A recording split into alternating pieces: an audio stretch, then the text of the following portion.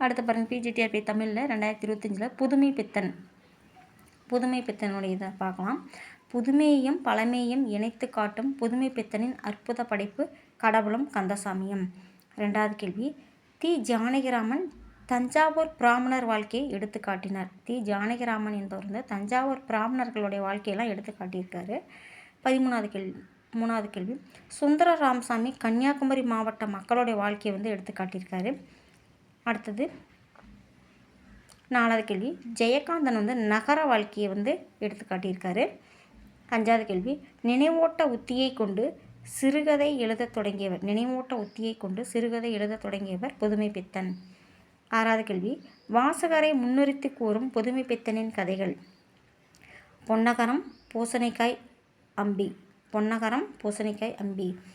7வது கேள்வி, நடைமுறை விவகாரங்களை பற்றி எழுதுவதில் கௌரவ குறைச்சல் இல்லை என்றவர் புதுமை பித்தன்.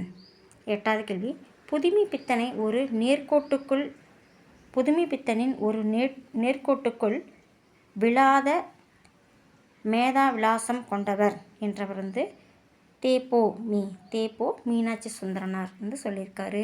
இந்த வீடியோ உங்களுக்கு பிடிச்சிருந்ததுன்னா லைக் பண்ணுங்கள், ஷேர் பண்ணுங்கள், சப்ஸ்கிரைப் பண்ணுங்கள். நன்றி, வணக்கம்.